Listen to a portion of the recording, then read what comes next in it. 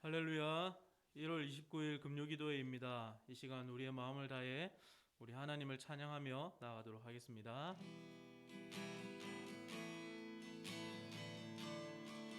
나 무엇과도 주님을 바꾸지 않으리. 다른 어떤 은혜 구하지 않으리. 오직 주님만이 내 삶의 도움이시니 주의 얼굴 보기 원합니다. 나 무엇과도 주님을 바꾸지 않으리. 나 무엇과도 주님을 바꾸지 않으리. 다른 어떤 은혜 구하지 않으리. 오직 주님만이 내 삶의 도움이시니 주의 얼굴 보기 원합니다. 주님 사랑해요. 온 마음과 정성 다해 하나님의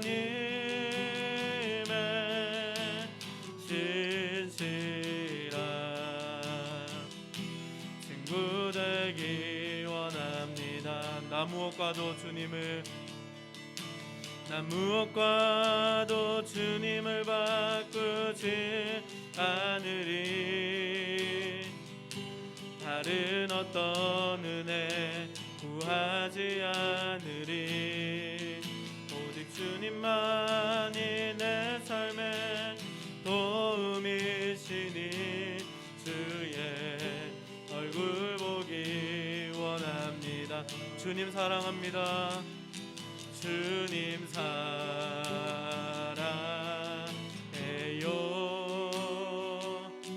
온 마음과 정성 다해 하나님의 신실한 친구 되기 원하. 우리 한 번 더 주님 사랑해요. 주님 사랑해요.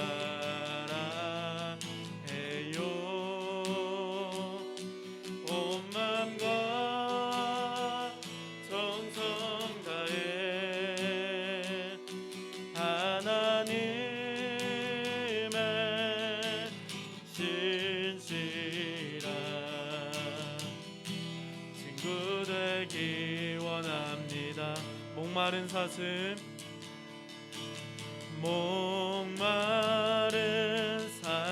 시내 물을 찾아 헤매이듯이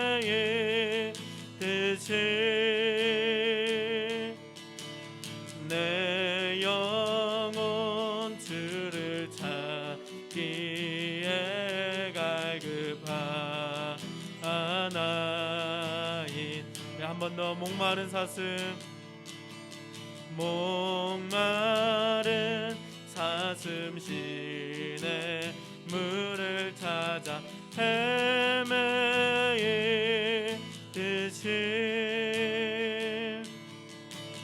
내 영혼 주를 찾기에 갈급하나이다. 아멘. 주님만이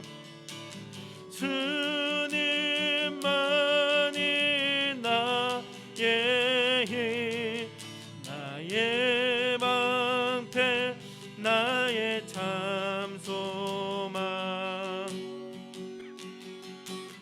나의 몸 정성 다 바쳐서 주님 경배합니다. 금보다 귀한 나의 주님 내게 만족 주신 주 당신만 나의 기쁨 또한 나의 찬송. 한 번 더 고백합니다. 금보다 귀한, 금보다 귀한 나의 주님, 내게 만족 주신 주, 당신만이 나의 기쁨 또한 나의 참보배. 주님만이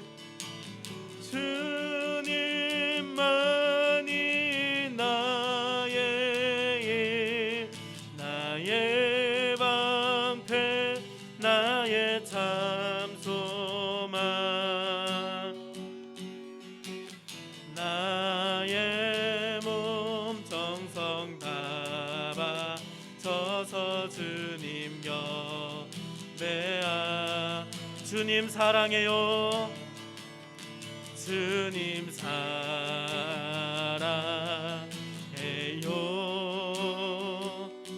온 맘과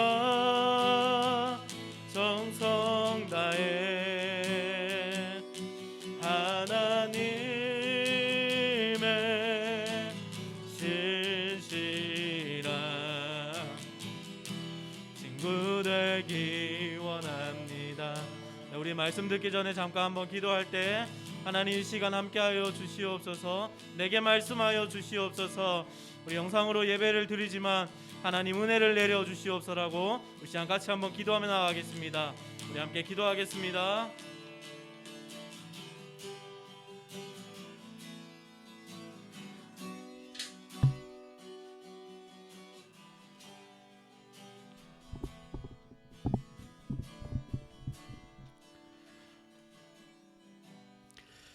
사랑하는 주님, 주의 형제들과 주의 자매들이 하나님을 사랑하며 이 시간 금요 기도회로 모여 각자의 가정과 처소에서 하나님을 예배합니다.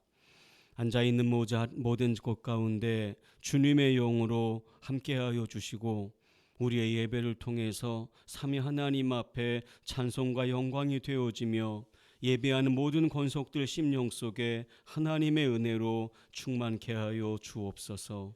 예수님의 이름으로 기도드립니다. 아멘. 오늘 말씀은 요한복음 3장입니다. 17절에서요 21절까지입니다. 제가 한 절 읽고 여러분들이 한 절 읽고 교독하겠습니다. 하나님이 그 아들을 세상에 보내신 것은 세상을 심판하려 하심이 아니요 그로 말미암아 세상이 구원을 받게 하려 하심이라. 그를 믿는 자는 심판을 받지 아니하는 것이요 믿지 아니하는 자는 하나님의 독생자의 이름을 믿지 아니하므로 벌써 심판을 받은 것이니라. 그 정죄는 이것이니 곧 빛이 세상에 왔으되 사람들이 자기 행위가 악함으로 빛보다 어둠을 더 사랑한 것이니라.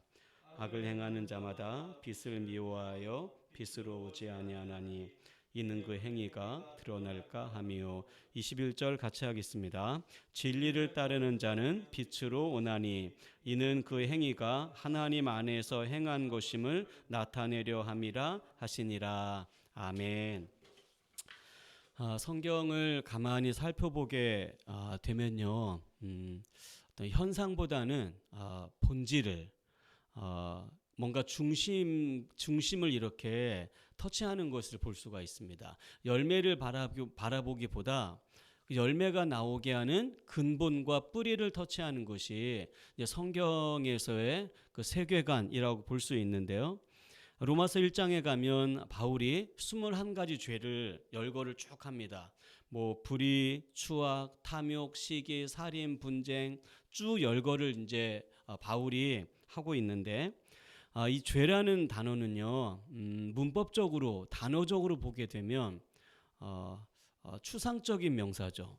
뭔가 이렇게 물질적인 명사는 아닌데 실제 이 죄라는 단어가 추상적인 명사이긴 한데, 이 죄는요 현실적으로 또 현상적으로 또 물질적으로 이렇게 손에 잡히고 눈에 보인다는 사실입니다. 게다가 죄는 이게 성장도 합니다.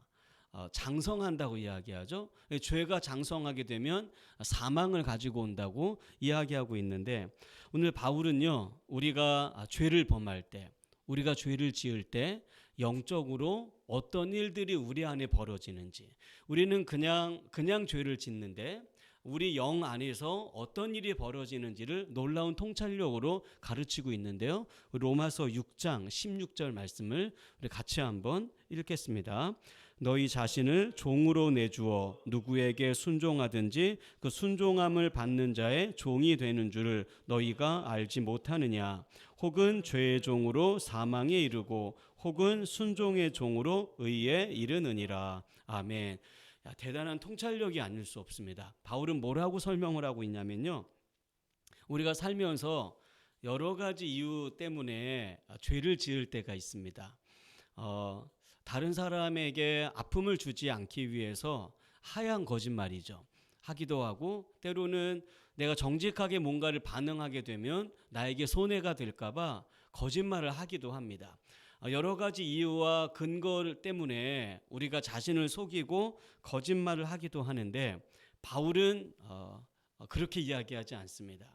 바울이 영적인 통찰력으로 인생들을 바라봤더니 여러 가지 합당한 이유 때문에 거짓말을 하지만, 내가 필요해서 거짓말을 하는 것 같지만 실상은 뭐냐면요, 죄가 시키는 거예요. 죄가 부추기는 거예요. 죄가 세력을 가지고 인생으로 하여금 죄를 짓도록 밀어낸다는 것입니다. 그게 바울의 통찰력이었어요. 죄를 지으면 죄의 종이 되고 의를 행하면 의의 종이 된다. 자, 이 말은 이렇게 표현할 수 있어요. 친구에게 사기를 당했습니다. 억울하기도 하고 배신감이 너무 힘들어서요, 이 밤에 잠을 못 자는 거예요. 그래서 잠을 잘 때마다 이제 한 잔씩 술을 마셨어요. 그런데 시간이 지났는데 이제는 술을 마시지 않으면 잠을 이루지 못하는 형국이 됩니다. 자, 내가 담배를 폈어요. 담배를 피는데 이게 점점 담배 개수가 많아지게 되면서요, 담배를 끊으려고 시도를 하는데 이게 안 되는 거예요. 머리가 너무 아프고 가슴이 막 쿵쾅쿵쾅 거리고 손이 막 떨리고 금단 현상이죠. 이런 일이 나타난다는 거예요. 죄를 지으면 죄의 종이 되고 의를 행하면 의의 종이 된다. 물론 술과 담배가 죄라는 건 아니에요. 다만 제가 말씀드리고 싶은 건요, 이 죄의 종이 되고 의의 종이 된다. 주인과 종이라는 단어는요, 어떤 권세, 또 힘, 지배관계라는 메커니즘이 형성된 단어입니다. 그래서 죄를 자꾸 짓게 되면 죄의 종이 되는데, 이거를 끊어내려면 그냥 끊어지는 것이 아니라 금연학교, 금주학교를 가서 통제된, 내가 하고 싶은 것들을 어떤 힘으로 통제된 상태에서 가능해진다는 거예요. 바울은 성도의 삶을요, 그냥 이렇게 툭 열어놓지 않습니다. 죄를 행하면 죄의 종이 되고 의를 행하면 의의 종이 되는 역사가 우리 영혼 가운데 이루어진다고 말하고 있는 것입니다.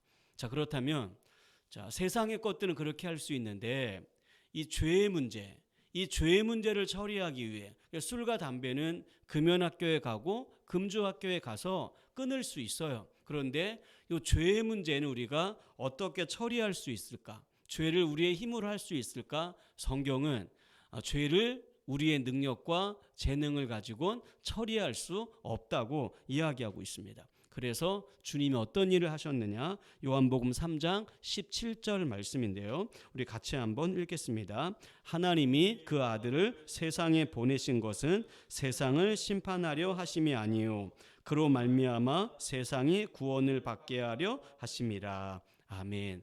자, 주님이 오셨어요. 주님이 왜 오셨냐면 세상을 심판하기 위해서 오신 것이 아니라 세상을 구원하시기 위해 이 땅에 오셨다는 것입니다. 제가 계시록 강의할 때 그런 말씀 드렸습니다. 구원은 뭐냐? 구원은 끄집어내는 것이다. 그래서 애굽에 있는 백성들의 눈물과 애통을 들으시고 하나님이 그들을 끄집어내는 것이 구원이다. 바벨론 느부갓네살의 포로로 있을 때 그들에게 구원은 무엇이냐면 그들을 바벨론에서 출바벨론 시키는 것이 구원이다. 그래서 뭔가를 끄집어내려면 애굽의 통치권을 격파하고 애굽으로부터 끄집어내는 권세가 필요한 것입니다. 그래서 하나님이 모세를 보내서 10가지 재앙으로 애굽의 모든 신들을 돌파하고 그들을 끄집어냈던 것처럼 우리가 죄의 종으로 살았어요. 이스라엘이 430년 동안 애굽의 종으로 살았을 때 하나님의 권세와 능력으로 그들을 돌파하면서 끄집어낸 것처럼 우리가 평생을 불순종의 영을 따라 살아가는 그들의 지배를 받고 살아가고 있었기 때문에 주님이 이 땅에 당신의 능력과 권세를 가지고 이 땅에 오셔서 저와 여러분을 구원해 내셨다는 사실입니다. 이게 성경이 저와 여러분에 대해서 말씀하고 있는 내용이죠. 자, 17절 누가 누구에게 말하고 있는 거냐? 주님이 니고데모와의 대화 가운데 말하고 있는 내용입니다. 니고데모, 우리가 지난 시간에 말씀을 드린 것처럼 유대인의 선생이었습니다. 그리고 해박한 지식을 가지고 있었던 바리새인이었습니다.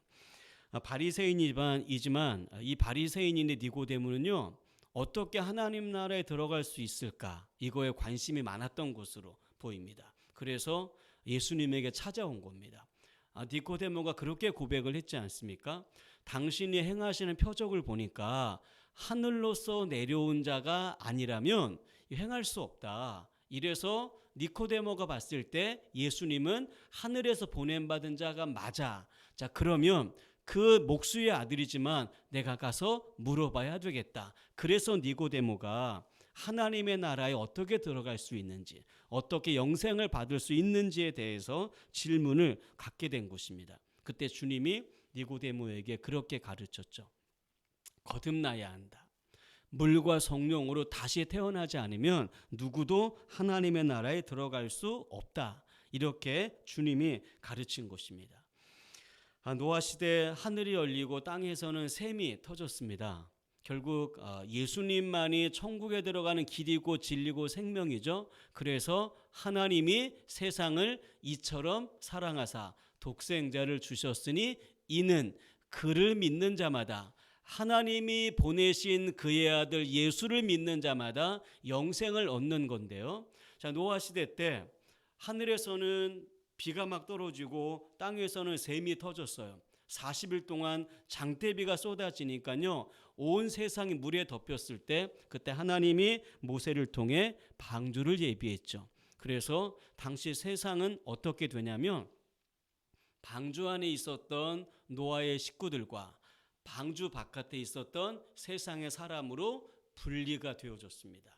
그래서 심판의 물이 덮였을 때 방주 안에 있는 사람들은 구원을 받았지만 방주 바깥에 있는 사람들은 전부 다 심판을 당하게 됐죠. 그래서 이 방주는요, 구원과 심판을 분리하는 그러한 매개체가 방주였는데 바로 예수라는 이름이 그런 존재가 된다는 것입니다. 보내신 자 그의 아들 믿는 자는 영생을 누리게 되겠지만 그 예수를 거절하는 자, 거부하는 자는 심판을 당하게 되는 것입니다. 저는 이게 복음의 진수라고 생각합니다. 이 복음이 가지고 있는 탁월한 권세가 뭐냐면 이 복음은 좌우의 날성검입니다. 그리고 어둠을 밝혀내는 광명한 빛입니다. 그래서 이 복음이 증거가 되면요, 이 복음은 마치 방주가 심판 위의 물과 심판 아래의 물로 나뉘었던 것처럼 이 복음은 예수를 받아들이는 사람과 예수를 거부하는 사람으로 둘로 분리가 되어진다는 사실입니다.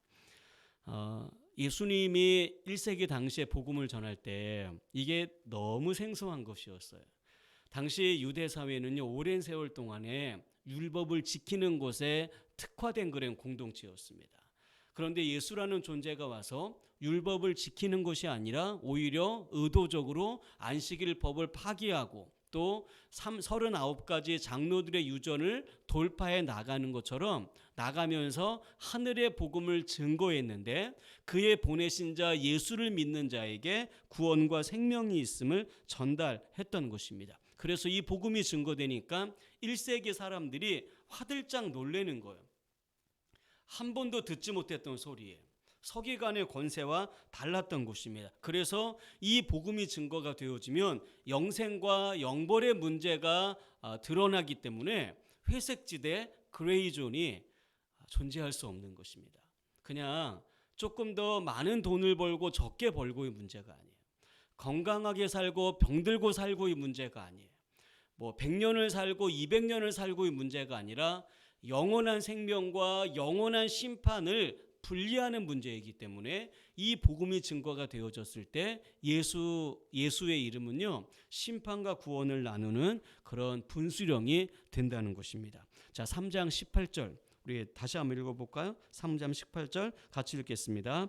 그를 믿는 자는 심판을 받지 아니하는 것이요 믿지 아니하는 자는 하나님의 독생자 이름을 믿지 아니함으로써 벌써 심판을 받은 것이니라. 아멘. 분명하게 이야기하죠. 자, 예수라는 이름이 증거가 됐을 때 믿는 자는 심판을 받지 않아. 그리고 믿지 않는 자는 하나님의 독생자의 이름을 믿지 않기 때문에 벌써 심판을 받은 거다. 이미 심판을 받았다는 것입니다. 하나님이 주님을 이 땅에 보내신 이유는 분명합니다. 우리를 심판하시기 위함이 아니라 우리를 구원하시기 위함입니다. 여기서 우리가 알 수 있는 것이 있죠. 결국 이제 하나님이 주님을 이 땅에 보내신 이유는요, 우리를 사랑하셔서 우리를 구원하시기 위해서였습니다. 그럼 또 한 가지 알 수 있는 건 심판하시기 위함이 아니라 구원하시기 위해 주님을 보냈지만 이 땅의 모든 사람들이 전부 다 예수님을 나의 주님으로 믿지 않는다는 것입니다.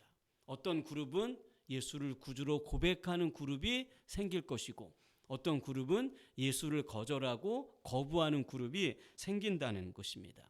이게 이 복음이 갖고 있는 비밀이에요. 죄에게 묶여 종생활하던 저와 여러분들을 해방하시기 위해 주님이 오셨습니다. 보내신 자 예수를 믿는 자는 누구든지 구원을 받게 됩니다. 그 구원의 은총과 출발이 어디에서 나오는 것이냐? 자, 나에게 있는 것일까? 아니면 하나님 자신에게 있는 것일까? 저와 여러분의 구원이 누구에게 있는 것일까요? 내가 예수를 믿었기 때문에 구원이 시작된 것일까요? 아니면 만세 전부터 우리가 하나님의 구원 계획 안에 작정돼 있었기 때문에 우리가 구원을 받게 된 것일까요?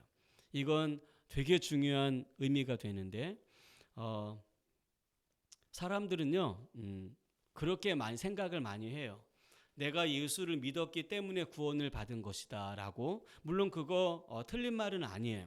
틀린 말은 아니지만 모든 구원받은 신자들에게 다 물어보세요. 그게 어떤 교파든지 간에 구원받은 모든 신자들에게 다 물어보면 전부 다 뭐라고 이야기하냐면 내가 구원받을 만해서 구원을 받은 것이 아니라 철저하게 하나님의 은혜라고 고백을 합니다.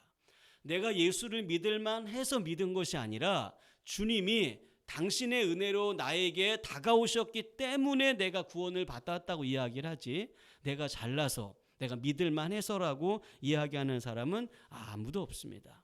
그런데 우리가 사람들에게 전도하다 보면요, 가끔 어떤 분들이 있냐면요, 이렇게 이야기를 해요. 지금 좀 바쁜데 나중에 믿을게요. 이렇게 말하는 분들이 가끔 있습니다.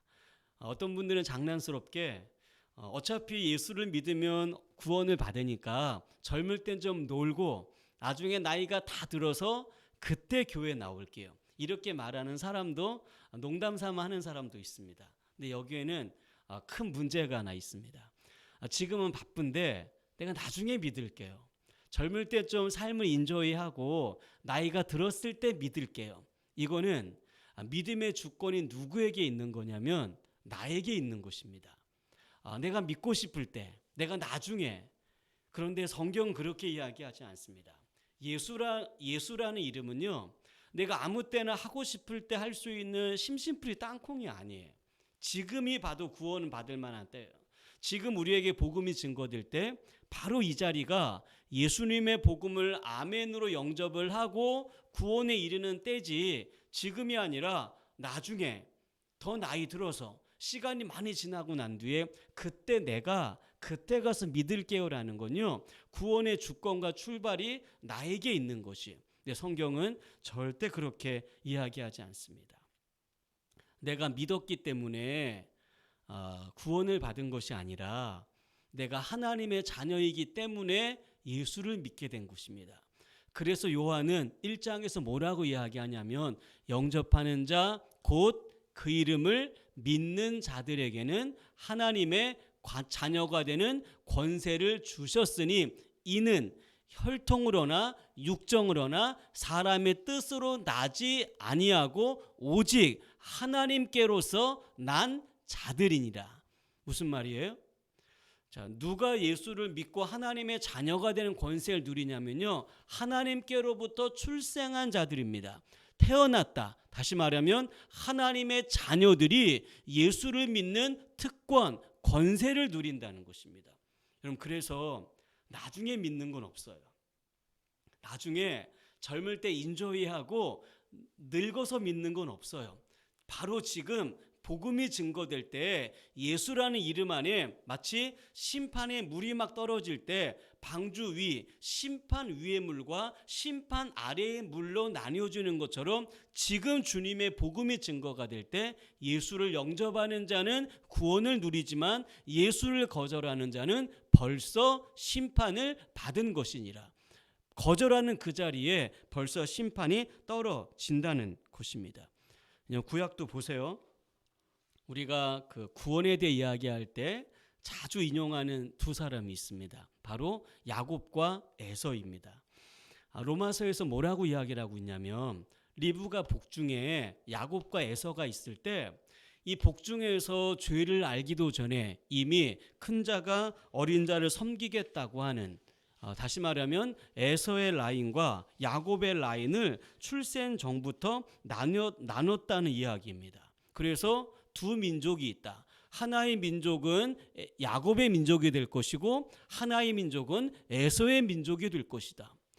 여러분, 이거는요, 좀 이성적으로 상식적으로 생각하게 되면요, 이거는 되게 분통 터지는 일입니다. 우리는 이미 구원 안에 들어왔기 때문에 별로 반감을 갖지 않지만 에서 측에서 보게 되면요, 이거는 너무 불합리하고 불공평한 겁니다. 태어나기도 전에, 죄가 뭔지 알기 전에 이미 창세 전부터 에서의 라인과 야곱의 라인을 나눠서 야곱의 백성과 에서의 백성을 만들었다는 것은요, 에서 사람 후손들에게는 분통 터지는 일이 아닐 수 없는 것입니다. 그런데 여기는 하나님이 어떤 분인가를 모르기 때문에 그래서 이제 분통이 터지는 것입니다. 물론 이해합니다. 억울할 거고요, 답답하기도 할 겁니다. 자, 그런데 야곱과 에서를 이렇게 백성을 나눌 때 하나님이 의도적으로 에서에게 넌 죄를 지어야 돼.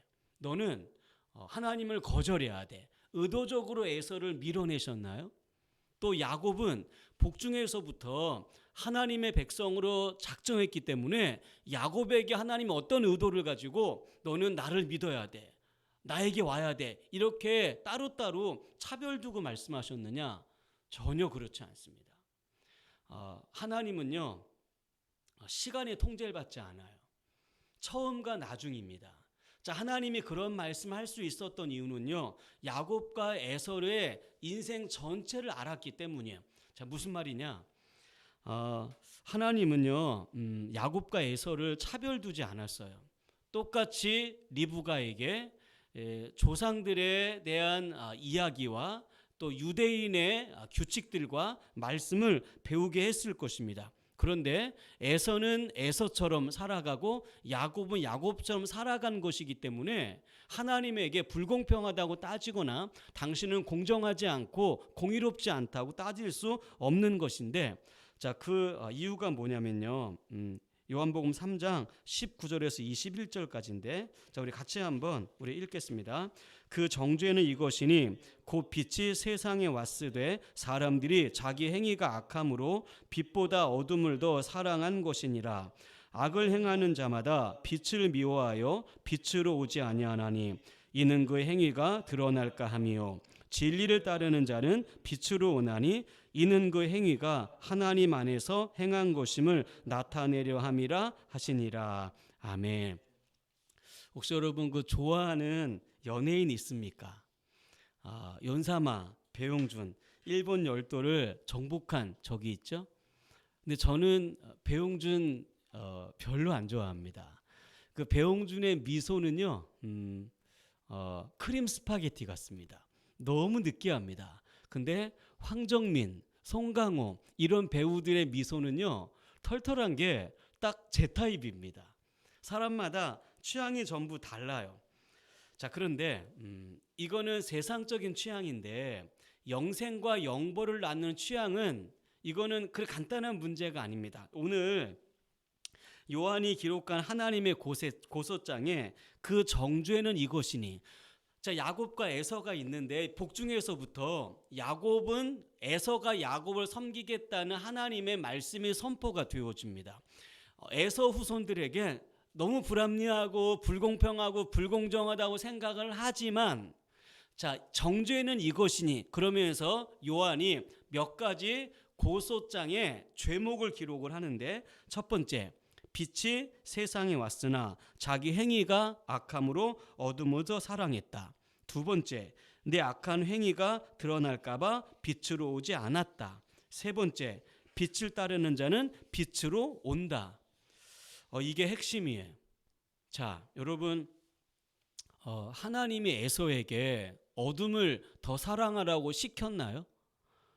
하나님이 어떤 의도를 가지고 에서야, 넌 어둠을 좋아해야 돼? 너는 복중에서부터 정해졌으니까 너 어둠을 사랑해야 돼? 야곱아, 넌 복중에서부터 언약 백성이니까 넌 빛으로 와야 돼? 빛을 사랑해야 돼? 이렇게 차별된 언약과 말씀을 주었느냐? 아니, 그렇지 않아요. 똑같은 언약과 똑같은 말씀을 야곱과 에서에게 주었어요. 에서가 빛으로 오려는 걸 막지 않았습니다. 또 야곱이 어둠으로 가려는 걸 막지 않았어요. 중요한 건 두 사람 다 똑같이 자신의 삶의 일상의 매일의 삶에서 에서는 망령된 자로 언약을 무시하는 것을 선택했고, 요한의 버전으로 하면 어둠을 더 사랑해서 어둠을 좋아한 것입니다. 야곱은 장자권을 너무 좋아했습니다. 하나님의 언약의 복을 받는 거라면 야곱은요, 목숨을 걸 정도로 오매불망이었습니다. 하나님은 에서는 죄로 밀어버리고 야곱은 빛으로 끌고 온 게 아니라 똑같이 야곱과 에서에게 조상들의 말씀을 던져줬는데, 에서는 어둠을 사랑해서 망령된 자로, 야곱은 빛을 사랑해서 장자권을 사모하는 자로 인생이 점점점 사라지어져 가게 되었던 겁니다. 결국 자신의 인생 가운데 오늘 삶의 현실에서 어둠을 좋아해서 어둠을 사랑했던 에서는 야곱을 섬기는 백성으로 살아가게 된 것이고, 장자권을 사랑해서 언약을 붙들었던 야곱은 언약 백성으로 결정이 되어진 거예요. 이게 성경이 말하고 있는 야곱과 에서의 모습이라는 것입니다. 사랑하는 성도 여러분, 쉽게 말하면 이런 거예요. 야곱은 장자권이 좋아서 장자권을 선택한 거고, 에서는 어둠을 좋아해서 어둠으로 나간 것입니다. 이 말은 우리에게 중요한 걸 던져줍니다. 오늘 우리가 일상을 매일 살아가잖아요. 이 일상은 일상으로 끝나지 않습니다. 김동훈이라는 제 인생은요, 지금 2021년 1월 달을 살아가고 있지만 하나님이 저를 바라보실 때 딱딱 토막난 인생이 아니라 지금 내가 살아간 오늘의 삶이 하나님의 관점에선 영원입니다. 왜냐하면 나는 이미 에베소서 2장에 가면 하늘에 앉아있는 그런 사람이기 때문입니다. 자, 이 말은 오늘 내가 삶의 현실에서 에서와 같이 어둠을 사랑해서 망령된 자로 자라나게 되면 그것은 요한이 말하는, 다시 말하면 심판받을 자, 멸망받을 자로 점점점 지어져 가는 것이고, 오늘 내가 삶의 현실에서 빛을 좋아해서 점점 자꾸 생명으로 나아오는 사람은요, 하나님의 구원, 하나님의 언약의 복을 받는 사람으로 점점 자라고 성장한다는 사실입니다. 이게 요한이 말하고 있는 구원과 관련된 중요한 교훈이에요. 우리 아버지가 왜 복음을 거부할까요? 내가 친구에게 예수를 전하는데 내 친구가 왜 예수를 거절할까요? 우리 자녀들에게 생명의 말씀을 증거하는데 이 생명의 말씀을 완강하게 자녀들이 거절하는 이유가 무엇일까요? 성경을 보면 에서가 망령돼서 장자권보다 팥죽을 좋아했던 그런 삶의 모습들이 지금 예수님의 복음을 거절하고 있는 사람들의 모습으로 나타나고 있는 것입니다. 이게 복음이 갖고 있는 놀라운 현재성이에요. 그래서 이 복음은 오늘 증거될 때 현재성을 갖고 있지만 이 복음의 현재성은요, 결국 종국적으로 심판과 구원을 나누는 분수령이 된다는 사실입니다. 성경 하나 더 볼까요? 요한복음 3장 19절 20절인데요. 저를 같이 한번 읽겠습니다. 심판을 받았다고 하는 것은 빛이 세상에 들어왔지만 사람들이 자기들의 행위가 악함으로 빛보다 어둠을 더 좋아하였다는 것을 뜻한다. 악한 일을 저지르는 사람은 누구나 빛을 미워하며 빛으로 나오지 않는다. 그것은 자기 행위가 드러날까 보아 두려워하기 때문이다. 자, 심판을 받았다는 건 결국 뭐냐? 빛보다 어둠을 좋아하는 것이랍니다. 오늘 내가 어둠을 더 좋아해. 오늘 내가 일상에서 빛을 좋아하는 게 아니라 어둠을 더 사랑하는 게 요한은 벌써 이미 심판을 받았다는 것입니다. 심판을 받았다는 것은 뭐냐? 빛을 미워한답니다. 기가 막히지 않습니까?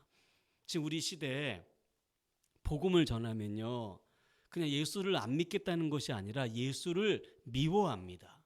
예수를 증오합니다. 요한은 왜 심판을 받았느냐? 벌써 심판을 받은 사람은요, 빛으로 나오지 않는 정도가 아니라 빛을 미워하는 것입니다. 왜냐? 빛이 비추어지면 자기가 드러나기 때문에. 그래서 기독교를 거절하는. 누가 억지로 시키나요? 아닙니다. 내가 결정하는 것입니다. 누가 억지로 그렇게 밀어내나요? 아닙니다. 내가 밀어내는 것입니다. 왜냐하면 싫으니까. 빛이 싫으니까. 근데 어둠은 좋으니까 어둠은 자꾸 끌어당겨. 빛은 싫으니까 빛은 자꾸 밀어내. 어둠은 좋으니까 어둠을 자꾸 찾아가. 빛은 싫으니까 빛을 자꾸 피해. 이것이 결국 무슨 말이냐? 벌써 심판을 받은 것이니라. 에서가 장자권보다 팥죽을 좋아할 때 야곱은 팥죽은 하나도 중요하지 않았습니다. 이게 이제 야곱과 에서를 통해서 우리에게 보여주고 있는 구원의 놀라운 비밀인 것입니다.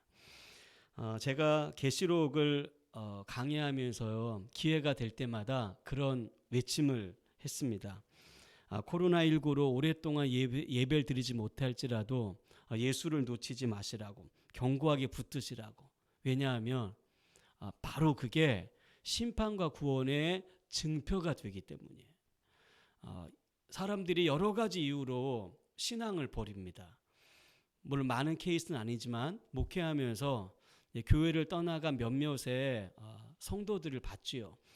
그분들이 만세 전부터 하나님의 구원에 계셨던 분들이라면 그분들은 언젠가 돌아올 걸 저는 믿는데, 어쨌든 다양한 이유로 신앙을 버렸어요. 마치 성경의 대마처럼 세상을 사랑해서 세상으로 가는 사람이 있고, 우리 시대같이 코로나19 가운데 교회의 모습들로 인해서 교회를 버리는 사람도 있고, 아니면 돌짝밭 신앙처럼 신앙의 뿌리가 없어 시련과 박해가 오니까 예수를 버리는 사람도 있고, 다양한 이유와 근거를 가지고 예수를 버리지만 그거는 현상이에요. 땅의 관점으로 보면요, 핍박이 싫어서, 교회가 싫어서, 또 향락과 돈이 좋아서 예수를 버리는 건데, 하늘의 관점으로 보면 그렇게 버리는 사람은요, 만세 전부터 하나님의 자녀가 아니었다는 것입니다. 그래서 오늘 내가 일상에서 결정하고 붙들고 선택하는 것은요, 영원한 생명과 영벌을 나누게 되어지는 분수령이 된다는 사실을 꼭 기억하시고, 오늘 요한이 이야기하는 것처럼 빛을 미워하지 않고 생명으로 나아가는 것입니다. 어둠을 좋아하지 않고 어둠을 미워하면서 예수를 붙들고 오늘 내 삶의 자리에서 하나님 앞에 믿음을 견지하고 걸어가는 것이 신자를 향한 하나님의 부르심인 것을 아시고 그렇게 주님 앞에 남은 여생 믿음으로 승리하는 모든 성도들이 될 수 있기를 바랍니다. 우리 찬송하십시다. 내 영혼이 은총 입어.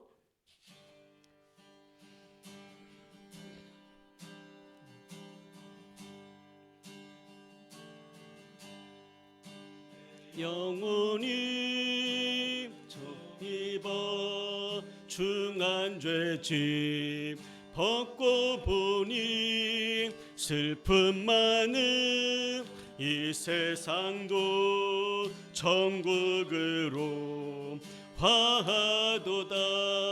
할렐루야 찬양하세. 내 모든 죄 사함받고 주 예수와 동행하니 그 어디나. 다시 한번 찬송합니다. 내 영혼이 은총 입어 중한 죄짐 벗고 보니 슬픔 많은 이 세상도 천국으로 할렐루야 찬양하세. 내 모든 죄 사함받고 주 예수와 동행하니.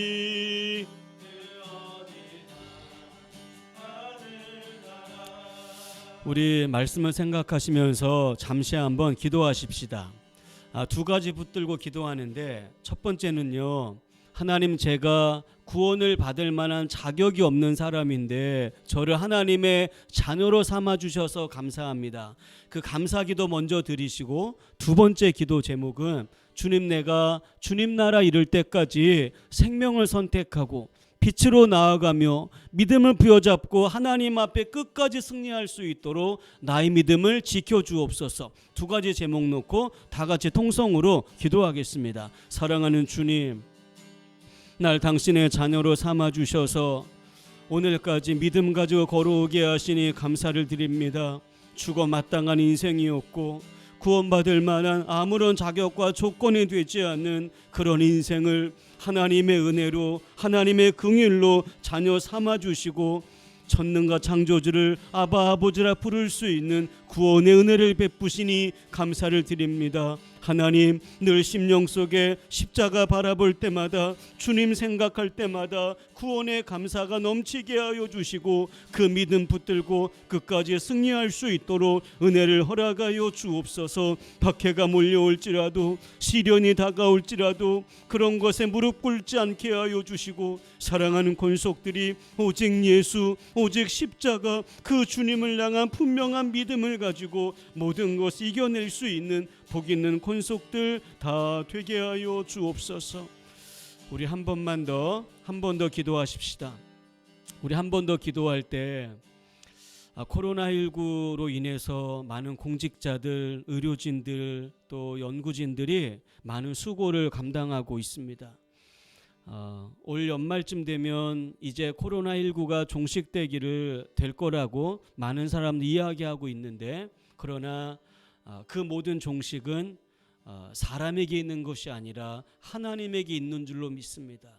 우리가 백신만 의지하는 것이 아니라, 치료제만 의지하는 것이 아니라 전능하신 창조주에게 하나님의 도움을 구해야 하는 것입니다. 우리가 이렇게 기도하십시다. 하나님, 의료진들을 붙들어 주시고 공직자들과 연구진들을 하나님의 종으로 삼아 주시고 새 힘을 주셔서 하나님, 이 모든 연과 모든 일들을 통해서 열방과 민족 가운데 코로나19가 다 종식될 수 있도록 그 종들에게 하나님의 은혜를 허락해 주옵소서. 하나님, 이 모든 종식은 사람에게 있는 것이 아닙니다. 하나님의 치료와 모든 회복이 주님의 손안에 있는 줄로 아오니 우리 주님께서 친히 역사하시고 긍휼을 베풀어 주셔서 이 땅과 열방들이 코로나19로부터 해방되고 하나님 앞에 주의 성호를 찬양하고 주의 권속들이 다 주님 전에 모여 주님을 예배할 수 있는 하나님의 은혜를 허락하여 주옵소서. 다시 한번 통성으로 기도하겠습니다. 사랑하는 주님, 많은 연구진들이 수고하고 많은 공직자들이 고생하고 있습니다. 아버지, 그들에게 새 힘을 더하여 주옵소서. 하나님의 일꾼이 되고 하나님의 종이 되어져서 코로나19로부터 시민들의 안전과 국민들의 안전을 지켜내기 위해 고군분투하고 있습니다. 건강을 붙들어 주시고 그들에게도 안전을 허락해 주시며 우리 하나님께서 사랑한 모든 주의 종들에게 총명과 명철을 더하여 주셔서 열방과 민족을, 이 나라 이 민족을 코로나19로부터 건져낼 수 있도록 하나님이 은혜를 허락하여 주옵소서.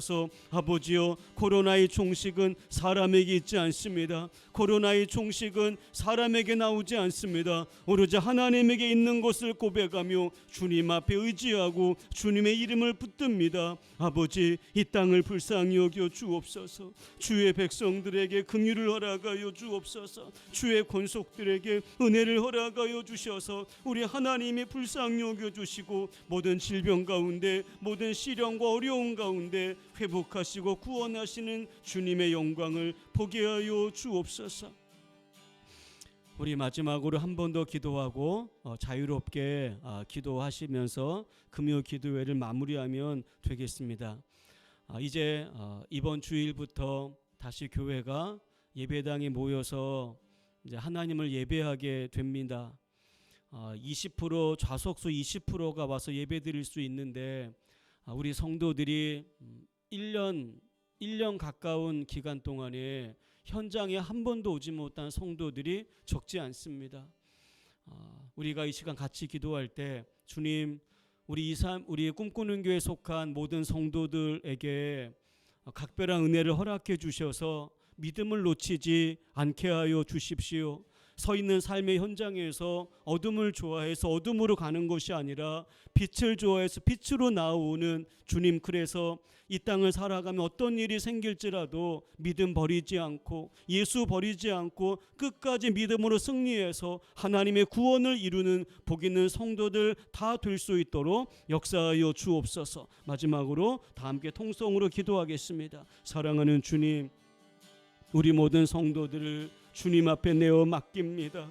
주님이 찾아가셔서 은혜 허락하여 주시고 주님이 찾아가셔서 어둠을 미워하고 빛을 사랑하는 자들로 매일같이 그들의 일상에서 예수를 선택하고 빛을 붙드는 하나님의 은혜를 허락하여 주옵소서. 성령이여, 보혜사 성령께서 모든 형제들과 자매들 만져주셔서 하나님의 생명이 그 모든 심령들에게 가득하게 부어져서 아버지, 믿음 놓치지 않게 하여 주옵소서. 예수 빼앗기지 않게 하여 주옵소서. 예수님 붙들고 믿음으로 승리하여 하나님의 구원의 복을 누리는 모든 성도들 다 될 수 있도록 함께하여 주옵소서.